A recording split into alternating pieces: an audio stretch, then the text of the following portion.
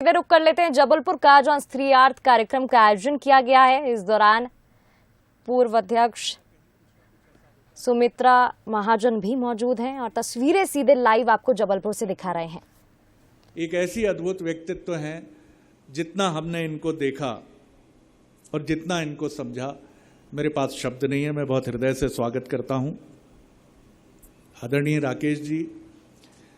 बहुत कम समय में हमने आग्रह किया इनसे, लेकिन इन्होंने एक बहुत ही सलीके के, तरतीब के, गांभीर्य के धनी राजनेता हैं।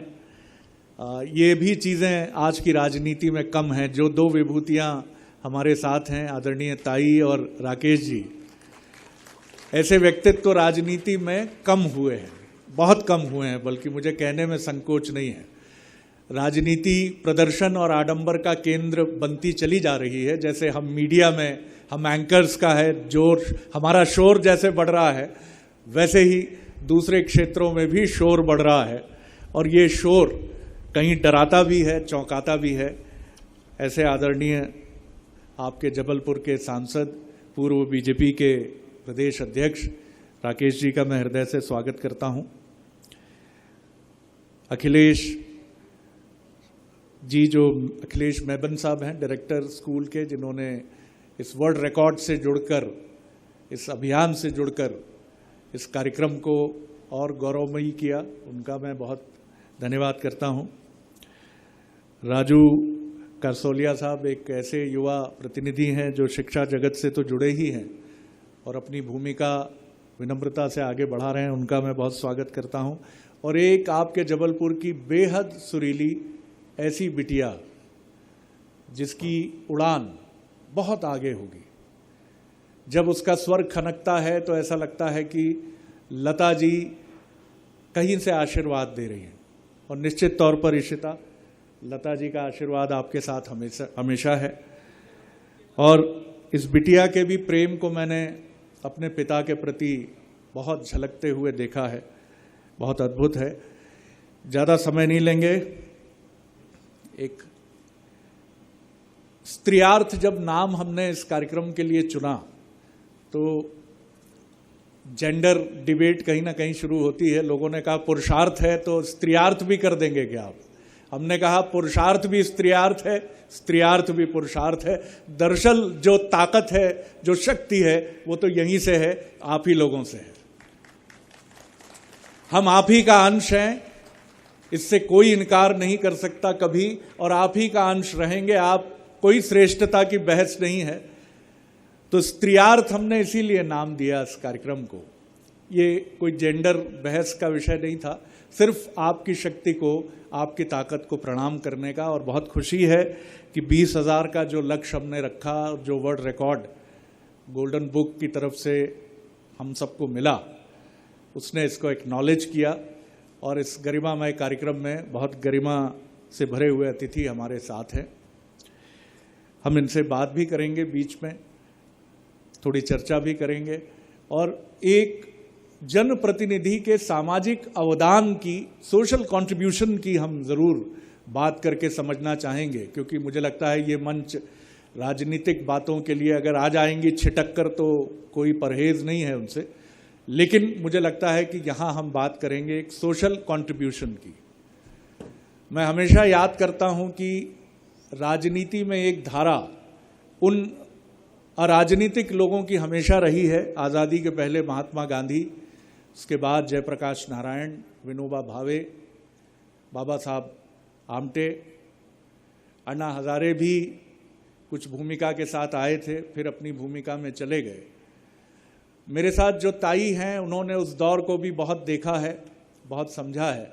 उनसे मैं समझना चाहूँगा कि राजनीति में इस अराजनीतिक शक्ति से संपन्न जो लोग हैं, उनका आना कम क्यों हुआ है, और उनका आना कहीं ना कहीं राजनीतिक सत्ता को भी दिशा देता है और समाज को भी बताता है कि राजनीतिक सत्ता किस तरह से आगे बढ़नी चाहिए।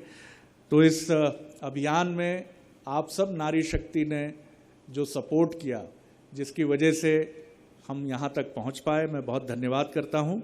और अपने अतिथियों का एक बार फिर हृदय से स्वागत करते हुए कि बहुत कम वक्त में और ताई मैं ये नहीं कहूँगा कि वो सब बहुत सक्रिय हैं, और आज भी आप देख सकते हैं उनका फिटनेस लेवल, मुझे तो लगता है कि 55 और 60 के बीच गिनती बंद हो गई है प्रणाम करते हुए इनको, क्योंकि जितनी ये युवा मुझे आज से 20 साल पहले लगती थी, आज भी वैसी की वैसी हैं। प्रणाम है आपको कि आपने अपने शरीर, अपनी सेहत को इस तरह संभाला है। राकेश जी हमेशा एवर स्मार्ट और एवर फिट है, तो ये भी राजनीति का एक बहुत महत्वपूर्ण पहलू है कि आप हमेशा अपने को चुस्त दुरुस्त रखें।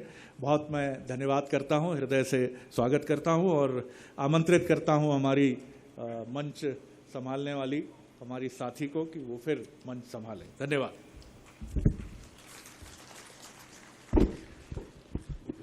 हमारे बीच श्री राजुल करसोलिया जी पधार चुके हैं।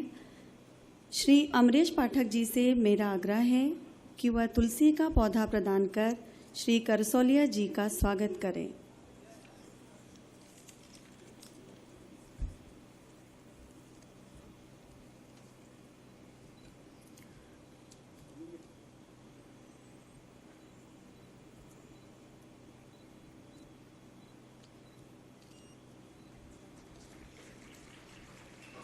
स्त्रियार्थ कार्यक्रम में रेड एफएम के आरजे की महत्वपूर्ण भूमिका रही, इसलिए अब मैं आमंत्रित करना चाहती हूँ आरजे श्री सत्यम जी का, जो कि आगे के कार्यक्रम को गति प्रदान करें।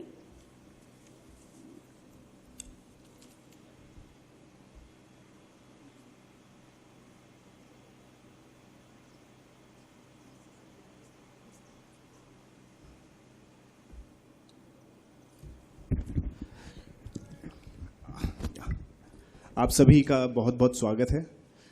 प्रणाम सर, प्रणाम मैम, आप सभी का भी बहुत बहुत स्वागत है। मेरा नाम है आरजे सत्यम, मैं हूँ सुपर हिट्स 93.5 रेड एफएम से। आप लोग सुनते होंगे शाम में मेरा शो आता है यू टर्न। एंड आज इस बहुत ही खूबसूरत मौके पर, आज इस बेहद ही खूबसूरत कार्यक्रम जिसका नाम है स्त्रियार्थ, इसके मौके पर मैं पूरी की पूरी रेड एफएम टीम की ओर से हमारी पूर्व लोकसभा अध्यक्ष मैम माननीय सुमित्रा महाजन जी का धन्यवाद करना चाहता हूं। मैं धन्यवाद यहां पर करना चाहता हूं हमारे जबलपुर से सांसद जो है माननीय राकेश सिंह जी का, और आप सभी लोगों का मैं स्वागत करना चाहता हूं एक बार आप जोरदार तालियां बजाकर हमारे जो अतिथि हैं उन सभी का स्वागत करें।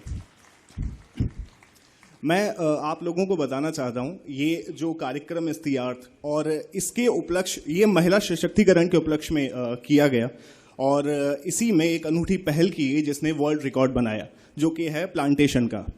पौधे हमारी जिंदगी का बेहद अहम हिस्सा है। मैं आप लोगों से कहना चाहता हूं कि जब भी आपको मौका मिले तो एक पौधा जरूर लगाएं, एंड कोशिश ये करें कि पौधा लगा के उसे छोड़ें ना, उसकी तब तक देखभाल करें जब तक वो परिपक्व ना हो जाए। और इसी के साथ मैं एक बार फिर से आप सभी का बहुत बहुत धन्यवाद करना चाहता हूं। Thank you. मैम प्लीज आ जाइए।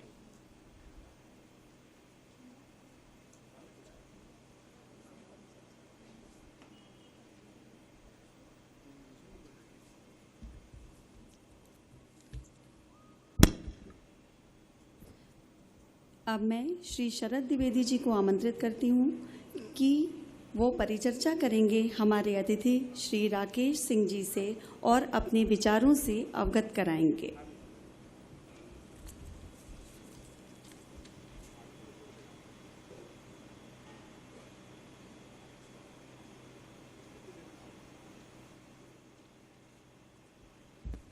बहुत धन्यवाद आपको। और ताई इंदौर से हैं। इंदौर में मैंने भी फ्री प्रेस में कभी काम किया। वो शहर अद्भुत है। आप जबलपुर के लिए, हम भोपाल के लोगों के लिए एक चुनौती है कि जिस तरह की सामूहिकता इंदौर में है अपने नेताओं के प्रति, अपने शहर के प्रति, वो भाव हमें लेकर आना, सीखने में किसी से पीछे नहीं होना चाहिए। मैं देखता हूं कि हम मध्य प्रदेश के लोग बहुत सरल, बहुत सहज होते हैं, कार्यक्रमों में आते हैं, बैठते हैं, एक लेवल ऑफ इन्वॉल्वमेंट में नहीं कहता कि नहीं होता है, लेकिन अपनी सरलता में रहते हैं। तालियां थोड़ी कम बजाते हैं, ये भी हमारी आदत है, क्योंकि हम अपनी दुनिया में रहते हैं, अपनी सरल छोटी सी प्यारी सी दुनिया में रहते हैं। लेकिन इंदौर इन सब से अलग है, और इंदौर होना इस मामले में इंदौरियत को अपनाना बहुत ज़रूरी है कि इंदौर में जो गर्मजोशी है, मैं आपको छोटा सा बस बातचीत शुरू करूंगा ही। मैं जब फ्री प्रेस में गया तो भोपाल भी मेरा जन्म का शहर है। हमारे यहाँ भोपाल में चाय पर भी आमंत्रित किया जाता है तो बड़ी बात हो जाती है कि शरद जी आप चाय पर आइए, नाश्ते पर आइए। इंदौर जब मैं पहुंचा तो मुझे हर दूसरे दिन मेरे कोलीग फ्री प्रेस के मेरे साथी कहते थे भोजन पर बुलाएंगे आप, चलिए खाना खाते हैं शरद जी। मैंने कहा ये बड़ा अजीब शहर है, यहाँ सीधे खाने पर बुलाया जा रहा है। और खाने पर बुलाने का मतलब ये था कि रात 2 बजे जब हम अखबार का काम खत्म करके पहुंचते थे तो वहां प्रेशर कुकर की सीटी रात 3 बजे बज रही है और एक बेहतरीन मिक्स खिचड़ी हमारे लिए तैयार है। दिस इज इंदौर, ये इंदौर है। मिलिए आप, आज पड़ोस में कौन रहता है क्या आपको पता है? इंदौर में सब पता है सबको। अरे वो शरद भैया रहते हैं बगल में यार, वो बंसल न्यूज वाले, अरे वो एंकरिंग करते हैं ना गोरे गोरे से लंबे लंबे से, वो सब बता देगा। लेकिन आप भोपाल में पूछेंगे, जबलपुर का हाल आप जानते होंगे, भोपाल में तो किसी को नहीं मालूम रहता था कौन रहता है बगल में, ये सारी चीज़ें। और इंदौर की एक खासियत और बताऊं, ताई बीच में है, इंदौर के विकास को लेकर कांग्रेस बीजेपी सब साथ चलते हैं। जबलपुर का आप जानिए, भोपाल की भी मैं बात करूं तो भोपाल में भी ये मंजर मुझे नहीं दिखता है, सिर्फ इंदौर में दिखता है। और इंदौर के दोनों पार्टियों के नेता मुझसे कहते हैं कि साहब हम यहां विरोध करें लेकिन ट्रेन में या फ्लाइट में एक साथ रहते हैं और खूब पोहे कचौरी जो भी साथ में खाते हुए हम पहुंचते हैं दिल्ली। चलिए मुझे लगता है ज़्यादा समय नहीं, क्योंकि अतिथियों को इसके बाद भी हमें, तो राकेश जी की तरफ मैं आता हूं, फिर उससे ताई से कुछ हम बातें करेंगे। राकेश जी, एक सामाजिक अवदान, एक सोशल कंट्रीब्यूशन, ये एक जनप्रतिनिधि की बड़ी ताकत होता है। मुझे याद है आपने बतौर सांसद पर्यावरण संरक्षण की एक बड़ी अलग और एक बड़ी लंबी यात्रा, जिसको जबलपुर में आज भी याद किया जाता है, आप उसके सूत्रधार बने थे। फिर एक बांध के निर्माण की भी बात थी। किस तरह से आप देखते हैं, क्योंकि राजनेता से राजनीतिक चीज़ों की अपेक्षा तो होती ही है, लेकिन उसका ये जो सोशल पक्ष है, सामाजिक पक्ष है, वो कहीं पीछे छिपता है या किस रूप में है, इसको आप ज़्यादा बेहतर रोशनी डाल पाएंगे। जी शरद जी, सबसे पहले तो आपको धन्यवाद, बंसल न्यूज़ को धन्यवाद, और आदरणीय ताई हमारे बीच में है, ताई को मैं प्रणाम करता हूँ। बहुत सारी बातें आपने ताई के संदर्भ में कही हैं। मैं सिर्फ इतना ही कह सकता हूँ कि ताई सिर्फ राजनीति की पाठशाला भर नहीं, ताई संस्कारों की भी पाठशाला है, और हम सब ने ताई से बहुत कुछ सीखा है। मुझे बहुत नज़दीक से ताई के साथ काम करने का, जब ताई लोकसभा अध्यक्ष थी तब भी पार्लियामेंट में मैं बीजेपी का चीफ व्हिप था, अभी भी हूँ, तो उस नाते से ताई का मार्गदर्शन, ताई का आशीर्वाद सदैव मिलता था। और इसीलिए जब आपने कहा कि ताई कार्यक्रम में आएंगे तो मुझे लगा कि ताई का आशीर्वाद लेने के लिए मुझे ज़रूर रहना चाहिए। तो ताई को प्रणाम। आपने बहुत अच्छी बात अभी की है। देखिए, ये एक तरह की भ्रांति है लोगों के मन में कि जनप्रतिनिधि केवल राजनीतिक कार्यों के लिए होता है। जनता जिसे भी लोकतंत्र में मतदान के माध्यम से चुनती है, उससे बहुत सारी अपेक्षाएं रखती है, और उसको ये उम्मीद होती है कि जहां जहां भी आवश्यक है उनका जनप्रतिनिधि उन सभी क्षेत्रों के लिए जन जागरण का सूत्रधार या माध्यम भी बनेगा, और ऐसी अच्छी पहल भी वो करेगा। मैंने प्रारंभ से ही मेरी रुचि पर्यावरण के कार्यों में काफ़ी रही है, और मैं एक छोटा सा किस्सा आपको बताता हूं कि एक बार मैं अपने गांव, मौसी के गांव पर गया। बचपन से जाते थे तो वहां पर एक पनिया कुआं होता था। जी जी। और वो पनिया कुआं में 12 महीने पानी होता था, नहाते थे लोग, पानी पीते थे। बहुत बरसों के बाद जब मैं सांसद बन गया, एक बार मैं गया वहां, तो मैंने बहुत सारी बातें, सब गांव के लोग इकट्ठा थे, मैंने पूछा कि पनिया कुआं के क्या हाल है। तो हमारे जो कजिन थे उन्होंने कहा बुंदेलखंडी में वो तो सूख गए। तो मुझे आश्चर्य हुआ कि 50, 60, 70 साल से जो कुआं था वो सूख गया, लेकिन उसको सूखने का दर्द किसी के मन में नहीं है, और मुझे बड़ी तकलीफ हुई। जबलपुर में मां नर्मदा जी का किनारा है। मां नर्मदा जी का किनारा होने के पश्चात तो हम जल की दृष्टि से समृद्ध हैं उनके आशीर्वाद से, लेकिन यहाँ भी मुझे जगह जगह पर लगता था कि पानी का संकट आने वाले समय में हमारे सामने आने वाला है। तब मुझे लगा, और तभी ये गांव की घटना हुई, और तब मुझे लगा कि इसके लिए कुछ करना चाहिए। और फिर एक जल रक्षा यात्रा के नाम से एक पदयात्रा गर्मी के समय पे, जिस समय नौतपा चल रहा था, उस समय पर इसको प्रारंभ किया। 18 दिन की यात्रा थी। हर दिन हम लोग 18 किलोमीटर से 25 किलोमीटर पैदल चलते थे। माँ नर्मदा जी से हर रोज एक कलश भरते थे, एक रथ पे रखते थे। और हमारी पदयात्रा पूरी धूप में दोपहर 11 बजे शुरू होती थी और 5-6 बजे शाम तक चलती थी। नौतपा में भी वही क्रम था। और जहाँ ये समाप्त होती थी, वहाँ पर माँ के उस जल को वहाँ के किसी सूखे हुए कुएं या सरोवर में प्रवाहित करते थे, ये कहते हुए कि सभी को ये मानना चाहिए कि आज से ये पवित्र हो गया, और इसीलिए हम सब इसके पुनरुद्धार का काम करें और इसके जल से बाकी की वो सारी चीज़ें शुरू करें जो हमारे पूर्वज किया करते थे, ताकि किसी न किसी रूप में ये बावड़ियाँ, ये कुएं, ये तालाब किसी न किसी रूप में पानी को रोकते हैं, पानी को रोक के धरती के भीतर रिसाते हैं, और वही पानी हमको वापस से मिलता है। मेरी वो 18 दिन की यात्रा मुझे कहते हुए बहुत खुशी है। बहुत बड़ी संख्या में, लगभग संसदीय क्षेत्र के हर हिस्से में 18 दिन में हम लोग ने किया। बहुत बड़ी संख्या में लोग उसमें जुड़े। उसका समापन जबलपुर में हुआ था, माँ नर्मदा जी से लेकर हनुमान ताल तक, जो प्राचीन तालाब है हमारा। आप आश्चर्य करेंगे कि पानी जैसे विषय में उतनी भीषण गर्मी में 25 से 30 हजार लोग उस यात्रा में शामिल हुए थे। वाह। और उसके समापन पर उतनी तपती हुई धूप में, जहां कोई दूर दूर तक बारिश के आसार नहीं थे, अचानक 15 से 20 मिनट में बादल आए, गर्जना हुई और इतनी बारिश हुई कि समापन का कार्यक्रम भी बाकी रह गया। लोगों ने कहा कि इंद्र देवता भी प्रसन्न हुए। उसके बाद लगातार मैंने हर बरस कुछ ना कुछ इस तरह के कार्य किए कि संग्राम सागर तालाब, उसकी सफाई करके उसको बनाया।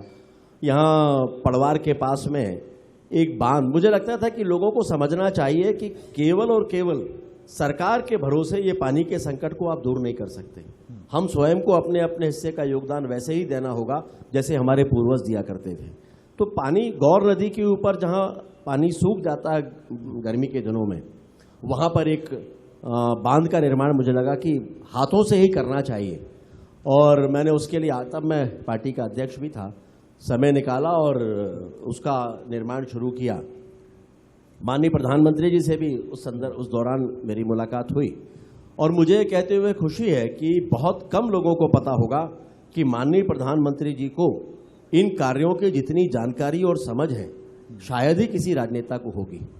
और उन्होंने मुझसे प्रश्न पूछना शुरू किए कि किस पद्धति से हम बांध बना रहे हैं। और मैंने जब उनको कहा गैबेडियन स्ट्रक्चर से हम बना रहे हैं, उन्होंने कहा कि ये रुकेगा नहीं, ये बह जाएगा। फिर उन्होंने मुझे मार्गदर्शन दिया कि उसमें क्या क्या करना चाहिए, और उसके अनुसार उस काम को हमने बढ़ाया। लेकिन मैं उनकी समझबूझ देखकर आश्चर्यचकित रह गया। समझबूझ पानी के मामले में, कि पानी को रोकना, पानी को धरती के भीतर रिसाना, इस मामले में वो कितनी जानकारियां रखते हैं। और उन्होंने जो बताया था उसके आधार पर हमने हाथ से वो बांध बनाया। मुझे कहते हुए खुशी है 4 साल पूरे हो गए, उस बांध के ऊपर से 3 बार पानी बह गया। बांध यथावत है, आज उससे लोग सिंचाई भी करते हैं। वहीं हमारे ग्रामीण जिले के भारतीय जनता पार्टी के अध्यक्ष का गांव है, और उन्होंने कहा कि आज उस क्षेत्र का वाटर लेवल ऊपर आ गया। वाह। तो ये एक तरह से ये ऐसे कार्य हैं कि जनप्रतिनिधि जनता के साथ जुड़कर इस तरह के कार्यों को कर सकते हैं और करते रहना चाहिए। बहुत आपने बड़ी इंस्पायरिंग बात हमारे साथ साझा की है कि जिस तरह से आप पानी को लेकर निकले, एक जनप्रतिनिधि के नाते आप किस तरह देखते हैं? सब कुछ बदल रहा है राकेश जी। बाजार का आक्रमण है, बाजार अब केंद्र में है, वो चीज़ों को तय कर रहा है, हमारे त्योहारों पर प्रभाव डाल रहा है, हमारे व्यवहार पर प्रभाव डाल रहा है। सब चीज़ें, कई बार इकोनॉमिस्ट कहते हैं, अर्थशास्त्री, की बाजार ही तय कर रहा है चीज़ें। ऐसे में समाज का व्यवहार बहुत तेजी से बदला है, और जनप्रतिनिधि उसके लिए रेडी टू ईट जैसी एक व्यवस्था के तौर पे उभर के सामने आया है कि इंस्टेंट कॉफी की तरह है जनप्रतिनिधि। आधार कार्ड बनना है, बन जाएगा, ये होना है, हो जाएगा, यहाँ आना है। और इतनी महत्वाकांक्षाएं जगा दी हैं जनप्रतिनिधियों ने कि व्यक्ति को लगता है कि एक छोटे से कार्यक्रम से लेकर बड़े कार्यक्रम तक जनप्रतिनिधि उसके घर भी आए। इसके बीच में कहीं व्यवहार परिवर्तन को लेकर कोई एक्सरसाइज नहीं है, ना इधर से भी नहीं। क्या लगता है आपको, कैसे ये रिश्ते वैसे हों जैसे आज़ादी के बाद थे, 50 से 60 के दशक तक थे? महत्वाकांक्षाएं होंगी, लेकिन बहुत चीजें बड़ी चैलेंजिंग हो रही है धीरे धीरे। ये बिल्कुल सच है कि बहुत तेजी के साथ में परिवर्तन हो रहा है। अब तो स्थितियां ये हैं कि बहुत बार लोग आते हैं, जबलपुर से फलाने स्टेशन के लिए ट्रेन जरूर होना चाहिए, और उस पर बाकायदा चर्चा होती है, बहुत बहस होती है। फिर उनसे पूछते हैं कि ये बताइए कि ये मांग तो कोई भी नहीं कर रहा है, तो क्यों आप मांग कर रहे हैं? तो फिर धीरे से बात आती है कि साहब वहां पर ससुराल है, इसीलिए वहां तक कनेक्टिविटी हो जाए। फ्लाइट की बात आती है, फलाने स्टेशन तक होना चाहिए, क्यों? फिर आखिरी में धीरे से बात आती है कि वहां नानी का घर है, इसलिए होना चाहिए। ये आपने ठीक कहा कि अपेक्षाएं बहुत ज्यादा बढ़ चुकी हैं, लेकिन उसके अनुसार हमको अपने आप को ढालना होता है, और ढालना भी चाहिए। बहुत बार लोगों को पता नहीं होता, लोगों को लगता है कि शायद राजनीति के मायने तो ग्लैमर ही है। लेकिन अगर मैं लोगों से कहूं कि मैं आज भी 4 घंटे से ज़्यादा कभी नहीं सोता, तो लोगों को आश्चर्य होगा। लेकिन मुझे लगता है कि सभी जनप्रतिनिधियों का जीवन करीब करीब इसके आसपास ही होता है। लेकिन इन सबको बांधने, इन सबको जोड़ने के लिए सबसे ज़्यादा आवश्यकता जिन विषयों की है, उनको आज आपने चुना है। इसके लिए मैं आपको बधाई देना चाहता हूँ। कहीं ना कहीं हमें पूर्व की तरफ कम से कम संस्कारों की दृष्टि से लौटना पड़ेगा। आपने विषय लिया स्त्रीयार्थ, और आपने अभी ये भी कहा कि आखिरकार सब कुछ यहीं से होता है। मैं इससे सहमत हूँ। एक समय था, लोगों को यह भ्रांति है कि महिलाओं के साथ भेदभाव भारत में प्राचीन काल से होता था। नहीं, प्राचीन काल में, पुराने समय में इस देश के भीतर समान व्यवहार था। महिलाओं की भागीदारी इतनी अधिक हुआ करती थी कि महिलाओं के मां के नाम से पुत्रों को जाना जाता था। शिक्षा के मामले में बराबरी से, ऋग्वेद में इसका उल्लेख है कि शिक्षा महिलाओं की बराबरी के साथ हुआ करती थी। जो उच्च शिक्षा प्राप्त महिलाएं होती थीं उनको ब्रह्मवादिनी कहा जाता था। जो प्रारंभिक शिक्षा प्राप्त करने वाली बहनें थीं, मातृशक्ति थी, उनको ऋषिका कहा जाता था। बाकायदा पाणिनि, जिन्होंने संस्कृत के जो व्याकरणकार हैं, उन्होंने तो बाकायदा इस बात का उल्लेख किया है कि उनके लिए हॉस्टल भी हुआ करते थे और उनको क्षत्रियशाला बोला जाता था। तो एक समय हमारे देश में वो रहा है। लेकिन कहीं ना कहीं इस्लामिक आक्रांताओं के आने के बाद थोड़ी सी परिस्थितियां बदली, कुरीतियां कुछ आईं, महिलाएं पर्दे के पीछे गईं, लेकिन मातृशक्ति का महत्व वो कम नहीं है। संस्कार आज भी माँ से ही प्राप्त होते हैं, और पर्यावरण की दृष्टि से जितना नजदीक स्त्री प्रकृति के होती है, किसी और के बारे में, पुरुष के बारे में वो कल्पना हम नहीं कर सकते। और इसीलिए पर्व, त्योहार, संक्रांति का त्योहार हो, वट वृक्ष की पूजा हो, ये सब के सब पर्यावरण से जुड़े हुए हैं, और उनके माध्यम से ही हम सीखते हैं। तुलसी की पूजा स्त्रियां क्यों करती हैं? ये सीधे तौर पर पर्यावरण के पास अगली पीढ़ी को ले जाकर खड़ा कर देती हैं।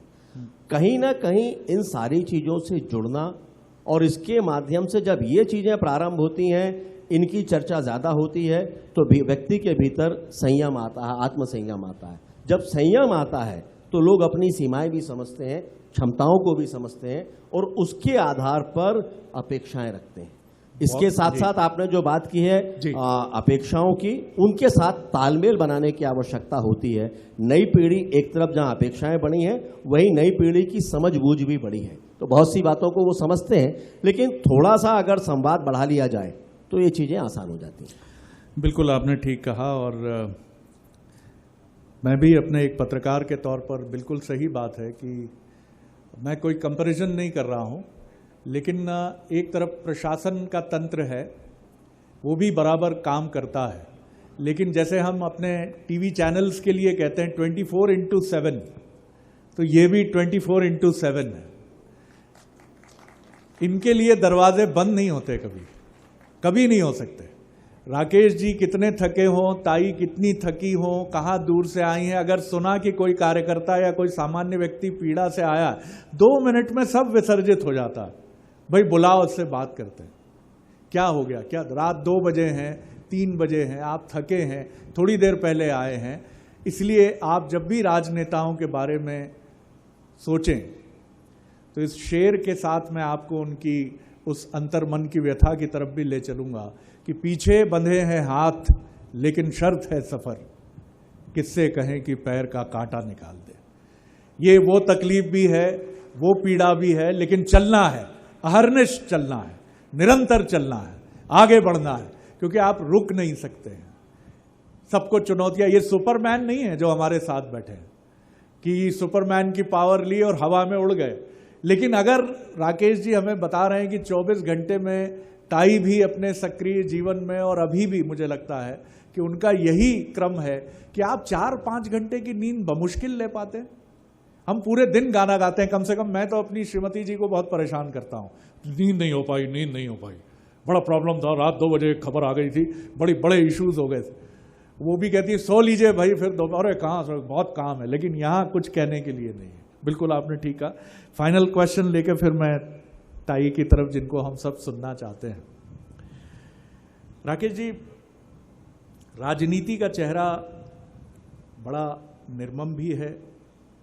निर्मम इसलिए है कि जैसे हम लोगों की टीआरपी आती है हर हफ्ते, 5 साल चुनाव में आप लोगों को जाना पड़ता है और 5 साल तक आपको 24/7 एक्टिव रहना पड़ता है और अपनी यूएसपी बढ़ानी पड़ती है, और इसके बीच में तमाम जानकारियां भी आपको रखनी है। आज की राजनीतिक व्यवस्था में, ये ताई से भी मैं जानना चाहूँगा, जब आपने 2.5 दशक पहले, 3 दशक पहले राजनीति की इस राह पर कदम रखा था, तब से लेकर अब तक नर्मदा जी में कितना पानी बहा है? वो गलियां और ये गलियां कितनी भिन्न है? हाँ, बहुत अच्छा प्रश्न है। दोनों तरह की बातें इसमें शामिल हैं। ये बात ठीक है कि भागदौड़ बढ़ गई है, अपेक्षाएं बढ़ गई हैं, कुछ मायने में जिसको आपने निर्ममता कहा है जी, तो ऐसी स्थितियां भी कई बार होती हैं कि व्यक्ति कितना भी बीमार हो, उसके परिवार में कोई कितना भी बीमार हो, लेकिन अपेक्षाएं अलग होती हैं। जब मुझे खुद कोविड पॉजिटिव हो गया था और डॉक्टर्स ने मुझे सलाह दी थी कि मुझे बात भी नहीं करना, मुझे रेमडेसिविर के इंजेक्शन लग रहे थे, लेकिन उस समय भी अपेक्षाएं थीं सोशल मीडिया पे। जब मुझे लगा कि कुछ दिन बीत गए, मैं लोगों के बीच में नहीं हूँ, तो मुझे सामने आना चाहिए। फिर मैंने एक फेसबुक लाइव किया। मुझे बोलने में भी कठिनाई हो रही थी, और फिर मैंने कहा कि मेरी माँ भी कोविड पॉजिटिव है। उसमें कई तरह की बातें आई, उनका उल्लेख करना ठीक नहीं होगा, लेकिन जिस तरह की स्थितियां बनी, उससे ये लगा कि वास्तव में इतना होने के बावजूद व्यवस्था इतनी निर्मम भी हो सकती है, ये मैंने सोचा नहीं था। बहुत से प्रश्न इस तरह के उसमें थे, लेकिन आपको कहीं ना कहीं तालमेल तो बनाना होता है, क्योंकि आप जनता के आशीर्वाद से, जनता के वोट से जीत कर आते हैं। तो ये तालमेल बने। उस समय से अभी तक पहले की परिस्थितियां ये होती थी कि लोकसभा सदस्य, मुझे याद है उस समय मैं पार्टी का कार्यकर्ता था, तो उस समय एक सांसद थी, उस समय जबलपुर का भौगोलिक स्तर भी अलग था, 2 विधानसभाएं सिवनी लोकसभा में आती थी। तो एक विधानसभा क्षेत्र में सांसद के एक प्रत्याशी, एक कार, अचानक एक काफिले की आवाज़ आई और वो एक काफिला निकला और एक कस्बे से, मैं कहूँ तो पाटन की बात मैं कर रहा हूँ, वहाँ से वो निकला और एक हाथ बाहर आया, उसने ऐसे हाथ हिलाया और वो गाड़ी और वो काफिला चला गया। तो मैंने पूछा कि कौन है इसमें, तो मालूम पड़ा कि वो फलानी प्रत्याशी इसमें है। तो क्यों यहाँ ऐसे क्यों निकल गई, तो पता चला वो प्रचार के लिए आई थी। तो प्रचार हो गया, वो यहाँ से हाथ हिलाकर निकल गई तो प्रचार हो गया। एक समय वो था। एक समय ये है कि आज मैं लोकसभा क्षेत्र के प्रत्येक ग्राम पंचायत में अपने हर कार्यकाल में जाता हूँ और जाना होता है। उसके बाद भी कई बार सवाल आ जाते हैं कि बहुत दिन से दिखे नहीं। कोई कहता है कि हमारे गांव नहीं आए, उनसे कहते नहीं आपके गांव तो गए थे। फिर वो कहते हैं कि नहीं आप गांव आए थे लेकिन हम तो घर पर नहीं थे। तो मैं उनसे कहता हूं कि आप जब घर पे होंगे तो मैं एक बार फिर से आऊंगा। तो ये व्यवस्थाएं अभी की बदली हैं, लेकिन इसको हम गलत इसलिए नहीं मानते कि हर व्यक्ति की अपनी अपेक्षाएं हैं, अपनी सोच है, उसके आधार पर वो काम करना चाहता है। जबलपुर को बहुत पहले से, उस समय से, अभी ताई रास्ते में बता रही थी कि एक ज़माने में जब जबलपुर आते थे तो जबलपुर बहुत छोटा और पिछड़ा हुआ करता था। मैंने कहा जबलपुर को एक बड़ा गांव लोग कहते थे। मैं जब सांसद बना तो लोग कहते थे, अखबारों में आता था जबलपुर एक बड़ा गांव, जहां एयरपोर्ट है वहां पर गाय चरा करती थी। तो उसके बाद मुझे बड़ी तकलीफ होती थी कि लोकसभा में मैं पहुंच गया, जनता ने आशीर्वाद दिया, पार्टी ने मुझे इतना कुछ दिया, लेकिन जबलपुर के लिए अगर मैंने कुछ नहीं किया तो जनता मुझे माफ करेगी या नहीं करेगी मुझे मालूम नहीं। स्वयं को मैं अपने आप माफ नहीं कर पाऊंगा, इसलिए कुछ करना चाहिए। और फिर उसके बाद जो शुरुआत हुई, तो आज मुझे कहते हुए खुशी है, लोगों को पता भी नहीं हो पाता है कि आईटी पार्क कहां से आ गया, एयरपोर्ट कहां से आ गया, ब्रॉडगेज पूरा कैसे हो गया, इलेक्ट्रिफिकेशन का काम कैसे पूरा हो गया, डुमना नेचर पार्क जिसको लेकर लोग सवाल खड़ा करते हैं, वो डुमना नेचर पार्क कौन लेकर आया था, नर्मदा महोत्सव कैसे जबलपुर में शुरू हो गया, देश का सबसे बड़ा, मध्य प्रदेश का सबसे बड़ा फ्लाईओवर जबलपुर में काम शुरू हो चुका है, कैसे शुरू हुआ। मध्य प्रदेश की नहीं, कई राज्यों में एक अपने आप में सबसे बड़ी जो रिंग रोड होगी, जिसमें 2 लॉजिस्टिक पार्क भी होंगे, वो रिंग रोड 116 किलोमीटर लंबी रिंग रोड, लगभग 4000 करोड़ की रिंग रोड, वो जबलपुर में कैसे स्वीकृत हो गई। तो इस तरह की अनेकों चीजें होती हैं, एक के बाद एक 20 गाड़ियां जबलपुर से, ट्रेन कैसे शुरू हो गई। जबलपुर का रेलवे स्टेशन जाइए तो आज जबलपुर का रेलवे स्टेशन किसी एयरपोर्ट की तरह दिखाई देता है, ये कैसे हो गया। ये समझाना बहुत कठिन है, क्योंकि आप लोगों के बीच में कितनी भी बातें करें, थोड़े समय के बाद याददाश्त से वो मिश्रित हो जाता है। तब कहीं ना कहीं ये काम ही अपने आप में बोलते हैं, और आपको जनता के साथ में इतना संवाद समय समय पर बनाकर रखना होता है कि इन कामों को आप याद दिला सकें, बता सकें, और उसके माध्यम से ये कह सकें कि जो जबलपुर कभी बड़ा गांव कहलाता था, आज वो इंदौर से स्वच्छता के मामले में तो बहुत पीछे है, लेकिन मध्य प्रदेश का सबसे बड़ा फ्लाईओवर इंदौर में नहीं बन रहा है, जबलपुर में बन रहा है। ताई से माफी चाहूंगा मैं। मध्य प्रदेश की सबसे बड़ी रिंग रोड जबलपुर में बन रही है। आईटी पार्क में आज एक प्लॉट भी खाली नहीं है, उसका फेज 2 वो भी करीब करीब पूरा हो चुका है। देश का पहला जियोलॉजिकल पार्क, मैं खुद ही चीजों को भूल जाता हूं, देश का पहला जियोलॉजिकल पार्क जो इंटरनेशनल नेटवर्किंग में शामिल होगा, वो जबलपुर में शुरू हो रहा है, उसका भूमि पूजन जल्दी होगा। रीजनल साइंस सेंटर, वो जबलपुर में जल्दी ही भूमि पूजन हो जाएगा। तो मुझे लगता है कि सांसद से अपेक्षाएं जो होती हैं वो इसके आसपास की होती हैं, लेकिन फिर भी इसके बावजूद भी बहुत बार नाली के प्रश्न भी सामने आते हैं, हैंडपंप खराब है इसके प्रश्न भी आते हैं, रात को 1 बजे फोन आता है कि घर की लाइट बंद हो गई। कहीं ना कहीं इन सब में तालमेल बनाना अब ये आवश्यकता भी है और ये करना भी चाहिए। माँ नर्मदा की असीम कृपा से कोशिश तो रहती है कि ये कर सकें, लेकिन बाकी फिर जनता जनार्दन हर 5 साल में एक बार ये तय करती है कि आप कितने सफल हुए। पिछले 4 बार से तो जनता ने मुझे जो आशीर्वाद दिया है, हर बार चुनाव में लीड बढ़ाकर दिया है, तो उससे मुझे लगा है कि शायद कुछ करने में सफल हुआ हूँ, आगे का पता नहीं। बिल्कुल राकेश जी, और गुलजार साहब के उस गीत को मैं माफ़ी के साथ उनसे माफ़ी मांगते हुए कि नाम गुम जाएगा, चेहरा ये बदल जाएगा, मेरा काम ही मेरी पहचान है। ये एक जनप्रतिनिधि के लिए आपने जो काम किए हैं वो लोग याद रखेंगे, और जबलपुर बदल गया है। ये इधर से तो पूरी ताकत ये लगा रहे हैं, लेकिन एक इच्छा शक्ति, और मुझे लगता है, माफ़ कीजिएगा मैं पुराने जख्मों को नहीं कुरेद रहा हूँ आपको उस शॉक से भी निकलना होगा कि राजधानी बनते बनते क्यों चूक गया जबलपुर। वो बीती बात थी, उसको भूल जाइए। और राकेश जी के साथ जिस भी राजनीतिक विचारधारा को आप फॉलो करते हैं, उस जनप्रतिनिधि को पूरी ताकत दीजिए, उसका समर्थन करिए और अपने शहर का समर्थन करिए। शहर एक जीवंत इकाई है, हमारी पहचान है शहर, इंदौरी, भोपाली, जबलपुरी, तो ये आपकी पहचान है। और जबलपुर का इतना रिच कल्चर है, सेठ गोविंद दास से लेकर संस्कार धानी किसी शहर को नहीं कहा गया, जबलपुर को कहा गया। आज भी मैं देखता हूं कि थिएटर, रंगकर्म, नाटक, साहित्य, इन सब के बीच में एक फेज था, खराब था, उसको याद करने की जरूरत नहीं है, लेकिन जबलपुरिया एलिमेंट सरफेस पे लाने की जिम्मेदारी जितनी राकेश जी की है, जनप्रतिनिधियों की है, उससे अधिक आपकी है। एक छोटी सी बात शेयर करके मैं ताई की तरफ आता हूं। राकेश जी, बहुत धन्यवाद आपको।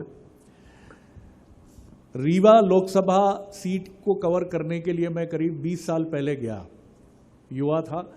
हमारे स्थानीय साथी ने कहा, मैं राजनेताओं की पीड़ा की बात आपको बता रहा हूं, 12:30 बजे जो किस पार्टी के थे ये छोड़िए, उन्होंने मुझे भोजन पर बुला लिया। हमारे स्थानीय साथी लेकर पहुंचे, 12 बजे उनके पास समय था, थोड़ी देर हमने बात की, बात करते करते 1 बज गए। 1 बजे तो उनके चेहरे पे भी बेचैनी थी कि अब एक कार्यकर्ताओं की मीटिंग लेनी है और उसके बाद फिर सोने का भी थोड़ा प्रयोजन करना है। तो उन्होंने कहा ठीक है शरद जी, मिलते हैं फिर। मेरे साथी जो थे, मुझे तो झटका तो मुझे भी लगा कि अब 1 बजे भोजन की तलाश रात में कहाँ करूँगा मैं, लेकिन वो साथी को बड़ा अपमान लगा जो हमारे स्थानीय संवाददाता थे। उन्होंने धीरे से कहा कि बोले सर, शरद जी तो भोजन पर आपने, अरे अरे अरे मैं भूल गया।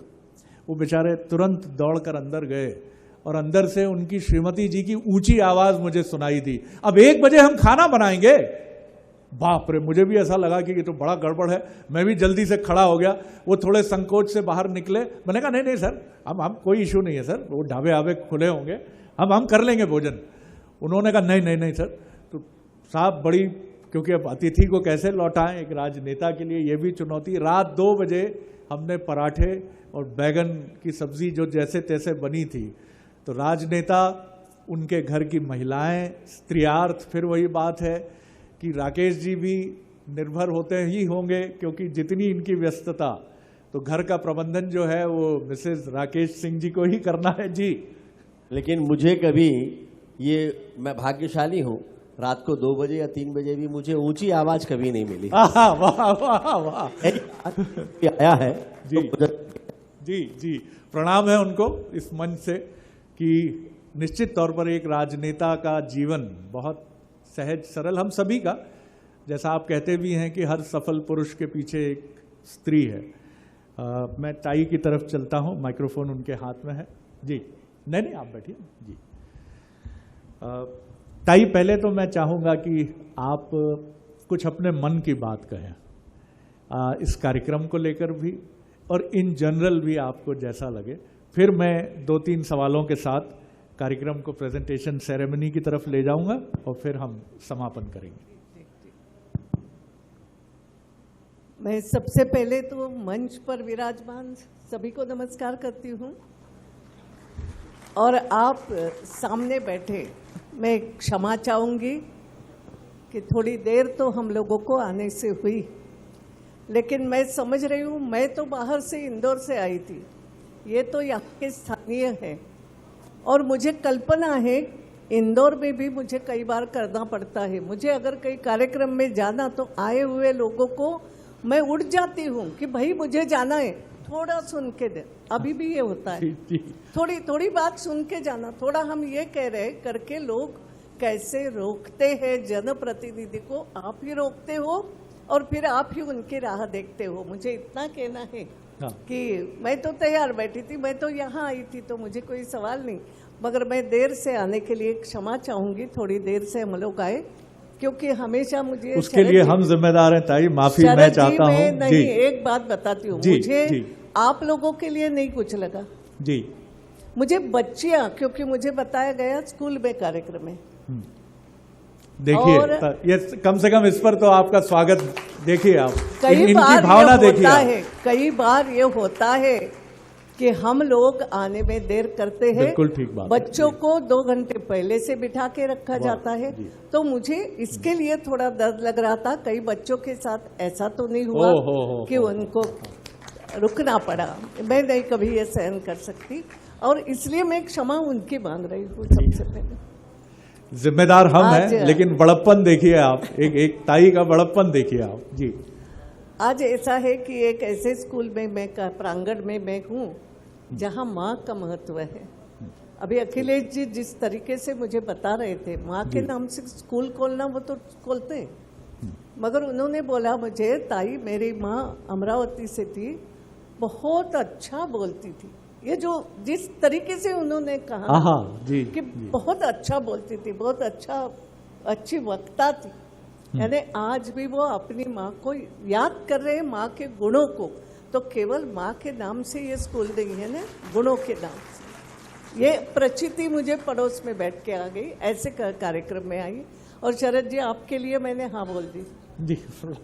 मैं यूं तारीफ नहीं करती, आपको जब टीवी पे कितने बड़े यानी राजनेताओं के साथ जब आप बात करते हो तो वो लोग जोर जोर से बोलते हैं, मगर आप मधुर स्वर में उनको प्रश्न भी पूछते हैं, कभी कभी टोचे भी लगाते हैं, थोड़ा सा ये करते हैं, मुस्कुराते हुए चिमटी खोलते हैं आप, मगर बहुत अच्छा लगता है आपका बोलना।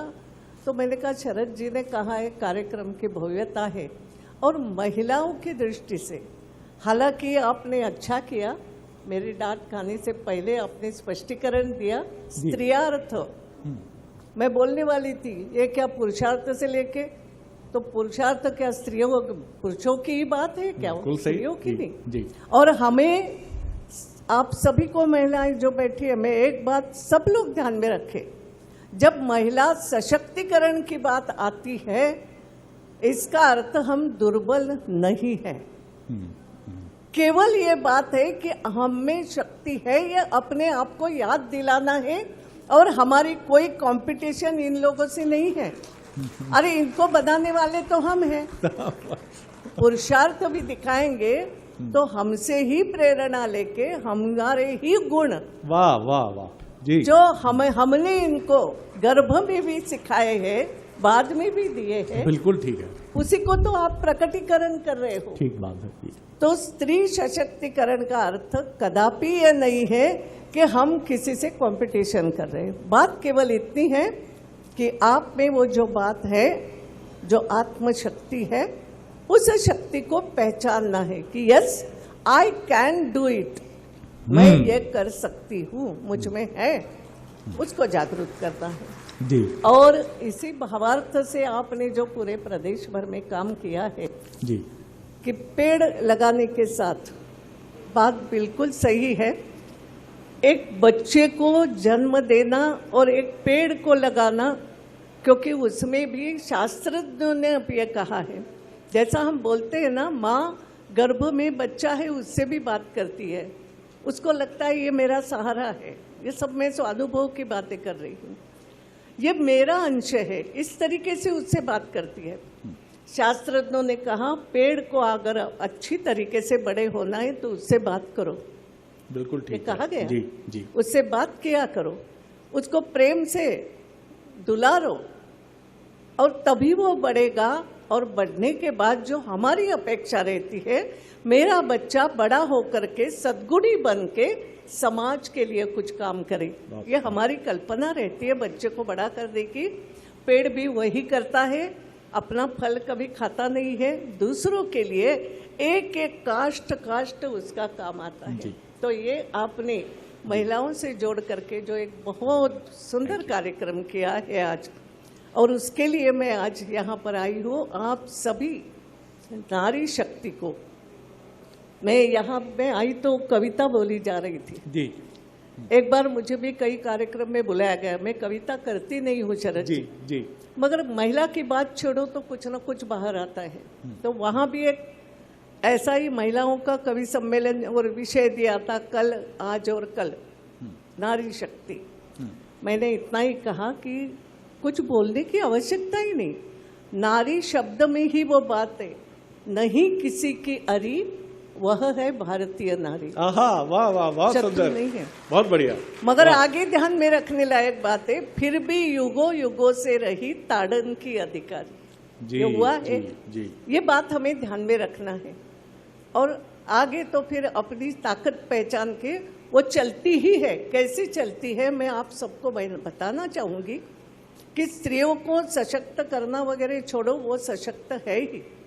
वो कैसी सशक्त है, कल को माथे पर तिलक सा रख, वो तिलक जो लगाती है वो अपना भूत यानी परंपरा, जी, मेरी परंपरा क्या है, मेरी संस्कृति क्या है, वो सबको यहाँ पे संभालती है। ये पॉइंट बहुत महत्वपूर्ण है, बहुत है बहुत, क्या बात है, क्या, ओहो वाह।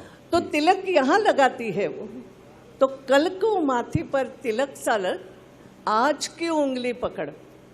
अब आज कौन है आप जानते हो, बच्चों की उंगली कौन ज्यादा पकड़ता है? माँ पकड़ती। माँ पकड़ कभी भी आप देखो रास्ते में, आजकल पुरुष उठाने लगे हैं, नया जमाना है कि पुरुष वो बच्चों को लेके जाते। मैं ऐसा नहीं कहती, मदद के रूप में करते, मगर माँ हमेशा कट्ठा हाथ पकड़ के, जतरा में भी माँ ने हाथ पकड़ा है तो बच्चा इधर उधर नहीं जा सकता।